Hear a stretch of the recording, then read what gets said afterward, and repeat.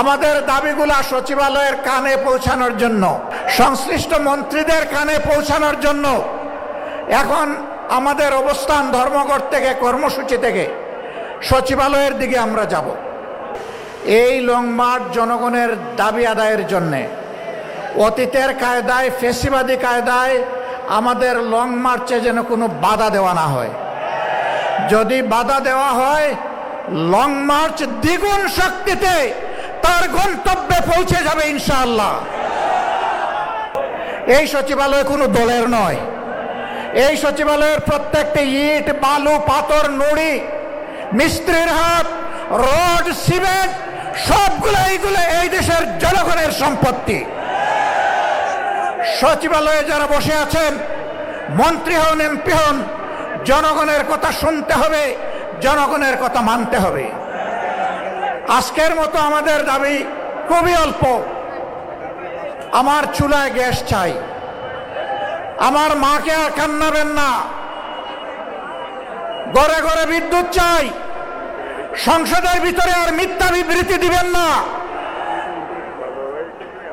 খাবার জন্য বিশুদ্ধ পানি চাই, আমাদের যানবাহনের জন্য পর্যাপ্ত গ্যাস চাই। ইতিমধ্যে এলপিজির দাম বাড়িয়েছেন, প্রত্যাহার করুন, প্রত্যাহার করুন। না করলে আমরা সংশ্লিষ্ট দপ্তর ঘেরাও করতে বাধ্য হব। আর দাম বাড়ানোর দিকে হাত বাড়াবেন না। গ্যাসের দাম বাড়ানোর পায়তারা করছেন, আমরা বুঝতে পারছি। সংকট তৈরি করার পরবর্তী পদক্ষেপ হচ্ছে দাম বাড়ানো। আমরা তা হতে দেব না ইনশাআল্লাহ। আসসালামু আলাইকুম ওয়া রাহমাতুল্লাহ।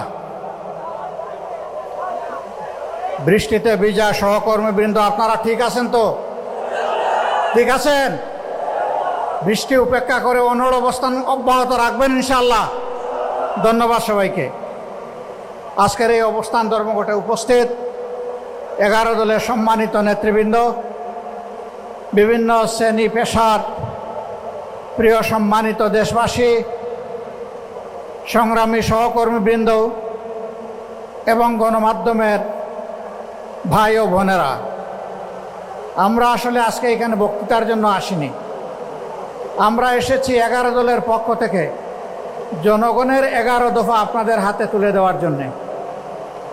এই 11 দফা কোনো দলের নয়, কোনো গোষ্ঠীর নয়, কোনো ব্যক্তি স্বার্থ রক্ষার জন্য নয়। এই 11 দফা 18 কোটি মানুষের অধিকার রক্ষার জন্যে।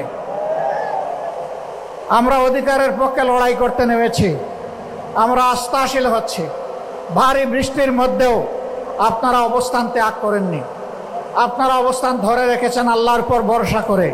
ইনশাআল্লাহ আমরা পারবো। আমরা জনগণের দাবি আদায় করে ছাড়বো ইনশাআল্লাহ। আমাদের আন্দোলন অব্যাহত চলবে। গণভোটের গণরায় বাস্তবায়ন, সকল ক্ষেত্রে বৈষম্য দূরীকরণ, তেল, গ্যাস, বিদ্যুতের দাম নিয়ন্ত্রণ করে কমিয়ে আনা, মানুষকে জনভোগান্তি থেকে নিস্তার দেওয়া, দ্রব্যমূল্যের দাম নিয়ন্ত্রণ করা, এই সব দাবিতে আমাদের এই চলমান আন্দোলন। তার সাথে খুনিরা এদেশে যে সমস্ত খুন করেছে, অপরাধ করেছে, লুণ্ঠনকারীরা মানুষের সম্পদ লুণ্ঠন করেছে, তাদের বিচার নিশ্চিত করার দাবিতে আমাদের এই আন্দোলন। যারা এদেশের নিরীহ মানুষের বুকে গুলি চালিয়ে বিভিন্নভাবে গুম এবং খুনের আশ্রয় নিয়ে জনগণের উপর জুলুম করেছে, মহান আল্লাহর উপর ভরসা করে আমরা বলছি, আমরা জীবিত থাকা অবস্থায় বাংলাদেশে এরা আর আস্ফালন করার সুযোগ পাবে না। সম্মানিত ভাই ও বোনেরা, আমাদের এই চলমান আন্দোলন দাবি আদায় না হওয়া পর্যন্ত অব্যাহত থাকবে। ইতিমধ্যে 11 দল আপনাদেরকে সাথে নিয়ে অনেকগুলা কর্মসূচি পালন করেছে। শেষ পর্যন্ত বিভাগীয় শহরগুলোতে বিভাগীয় সমাবেশ অনুষ্ঠিত হয়েছে।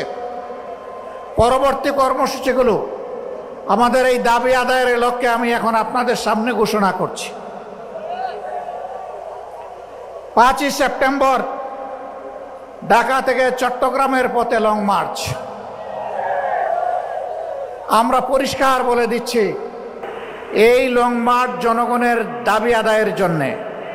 অতীতের কায়দায়, ফেসিবাদী কায়দায় আমাদের লং মার্চে যেন কোনো বাধা দেওয়া না হয়। যদি বাধা দেওয়া হয়, লং মার্চ দ্বিগুণ শক্তিতে তার গন্তব্যে পৌঁছে যাবে ইনশাআল্লাহ। সম্মানিত ভাইয়েরা, 19 সেপ্টেম্বর ঢাকা থেকে আমরা রংপুর পৌঁছবো ইনশাআল্লাহ। রাস্তায় অনেকগুলা সভা হবে, জনগণের মনের কথা শুনবো, আমাদের কথাগুলা জনগণকে বলবো। এইভাবে বাংলাদেশের জনগণকে পরবর্তী বড় আন্দোলনের জন্য আমরা তৈরি করতে চাই ইনশাআল্লাহ। 10 অক্টোবর শনিবার ঢাকা থেকে খুলনা, খুলনা থেকে যশোর, কুষ্টিয়া হয়ে ইনশাআল্লাহ আবার আমরা ঢাকায় ফিরব। একই লং মার্চ। 24 অক্টোবর শনিবার ঢাকা থেকে সিলেটে রেলপথ যাত্রা হবে, মার্চ হবে। কেন রেলপথ? কেন? সব জায়গায় সড়ক পথ, এখানে আবার রেলপথ কি জন্য? যেহেতু জামাতে ইসলামের আমিরের বাড়ি সিলেটে, এই জন্য, তাই না? যে না, এটার জন্য না। সিলেটের রাস্তাতে এখন আর কোনো মানুষ চলাচলের কোনো ব্যবস্থা নেই। শত শত গাড়ি যখন সিলেটের পথে রওনা করবে, জনগণের চরম ভোগান্তি হবে। এইটা বিবেচনায় নিয়েই আমরা রেলপথটাকে বেছে নিয়েছি। তারপরে 14 নভেম্বর 2016 ঢাকাবাসী, আপনাদের কাছে জানতে চাই, বাংলাদেশের প্রত্যেকটি গ্রাম থেকে, পাড়া থেকে, মহল্লা থেকে আমাদের ভাই বোনেরা ঢাকার দিকে রওনা করবে। ঢাকায় মহাসমাবেশ অনুষ্ঠিত হবে ইনশাআল্লাহ। সেই দিন ঢাকাবাসী, আপনারা কি সত্যিকারের অতিথির দায়িত্ব পালন করার জন্য প্রস্তুত আছেন? আমি আপনাদেরকে আজকে থেকে সেই প্রস্তুতি নেওয়ার জন্য আহ্বান জানিয়ে রাখলাম। এখন আপনারা তৈরি আছেন তো? তৈরি থাকবেন। বাংলাদেশ জিন্দাবাদ, 11 দলীয় ঐক্য জিন্দাবাদ। আসসালামু আলাইকুম ওয়া রাহমাতুল্লাহ। সরকারের পায়ের নিচে যে মাটি নাই, এটা গতকালই প্রমাণ হয়ে গেছে। তাদের আয়োজনে মিটিংয়ে হট্টগোল হয়েছে জুলাই বিপ্লবের প্রতীক আবু সাইদের নাম না থাকার কারণে। আর একটি ঘটনা আপনারা ঘটে গেছে গতকাল, হঠাৎ করে জুলাই বিপ্লবের ঘোষকের নাম শোনা গেছে। এর দ্বারা বোঝা যায় সরকার যে বেসামাল হয়ে গেছে, অথবা মাননীয় প্রধানমন্ত্রী যে জানেন না বহু জিনিস, তাকে কোথায় নিয়ে যাওয়া হচ্ছে। আজকের এই সমাবেশে আমরা আহ্বান জানাতে চাই, জনগণ কিছু বোঝে না। তেল দিতে হবে, গ্যাস দিতে হবে, বিদ্যুৎ দিতে হবে, নইলে গদি ছাড়তে হবে। হামলা মামলা বন্ধ করতে হবে, দখলদারিত্ব বন্ধ করতে হবে, দলীয়করণ বন্ধ করতে হবে, নইলে ক্ষমতায় থাকা যাবে না। এই আহ্বান জানিয়ে আমার বক্তব্য শেষ করছি। আল্লাহ হাফেজ। আসসালামু আলাইকুম ওয়া রাহমাতুল্লাহ।